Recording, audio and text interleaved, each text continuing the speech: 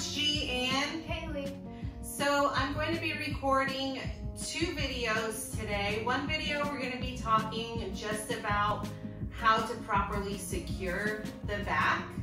And then in the other video, we will talk about a couple of submissions and a sequence that you can drill for those submissions from the back. So I will put a link up to either one of those videos up here. So if you're watching the one, I'll put a link for the other, vice versa. So let's get started. Okay, so a couple of things to properly secure the back. First thing is, we all know we need our hooks. So your hooks are your legs, your feet, and you want to have both hooks in over your opponent's legs or your training partner's legs. Next thing you need is a seat belt. So I'm gonna have one arm underneath her arm. This is my controlling arm.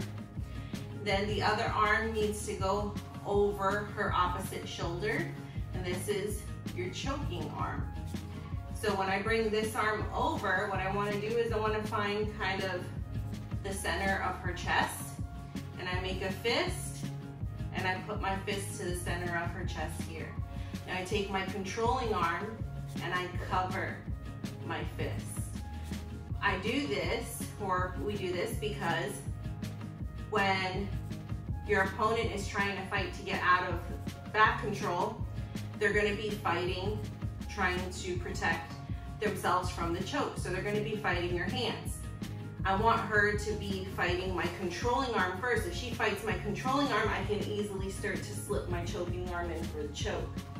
If I have it opposite way, she starts fighting my choking arm, peeling my choking arm. Now I need to readjust everything to try and get that choke back in.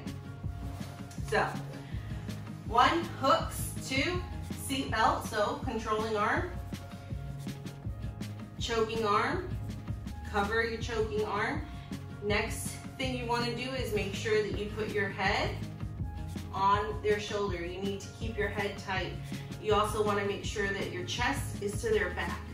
So even if you're with someone who's much bigger than you are, if Kaylee was bigger and taller than me, the way I would get to her is, let's turn a little bit to the side, Kaylee. So I don't have necessarily, my hips are not connected to her hips down here. I'm going to be using my seat belt to bring her to me this way. So it doesn't matter if there's a huge size difference between you and your partner. You're bringing them to you. Your head will be able to get in position right here. Your head should be almost cheek to cheek, like ear to ear. My chin on her shoulder here. Just keeping tight.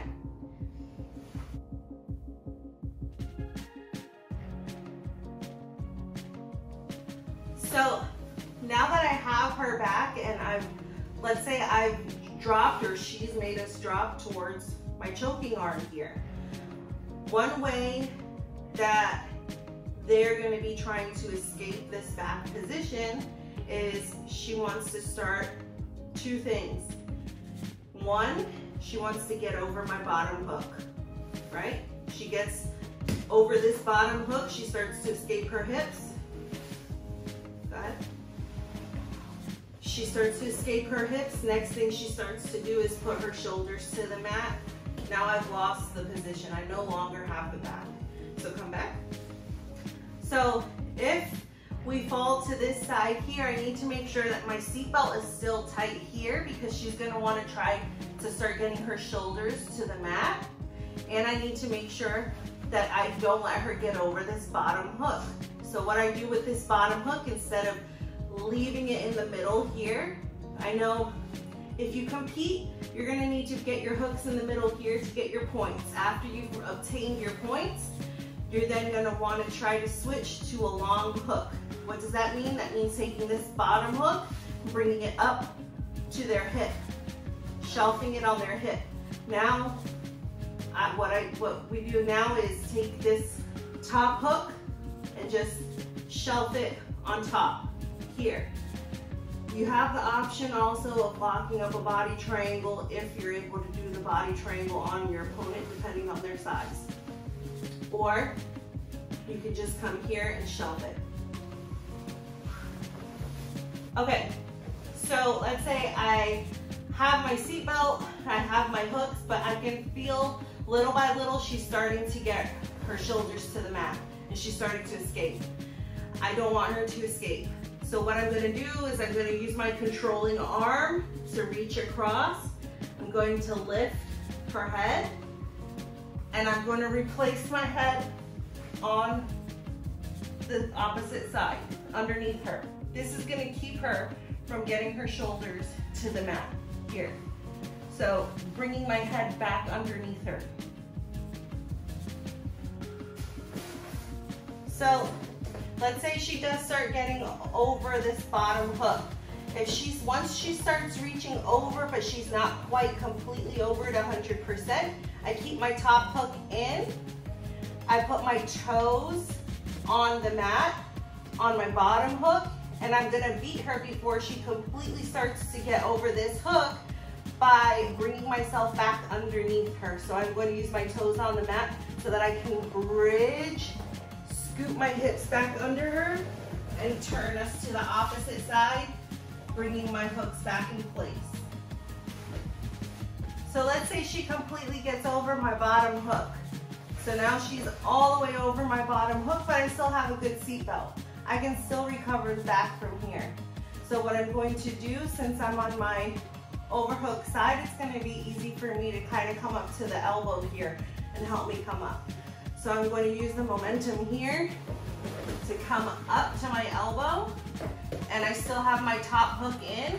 Now my back leg, I'm going to bring up towards her shoulder, like bottom of her head, high up there. So I come up, I keep my seatbelt tight, bring her hip to hip with me, fall to the other side and regain the back. Thanks for joining us and watching the video. I hope you enjoyed the tutorial. If you have any questions or comments, let us know below. If you give that sequence a try out and you like it, let me know in the comments below. As always, make sure to like and subscribe. And we'll see you next time on the mats. Us.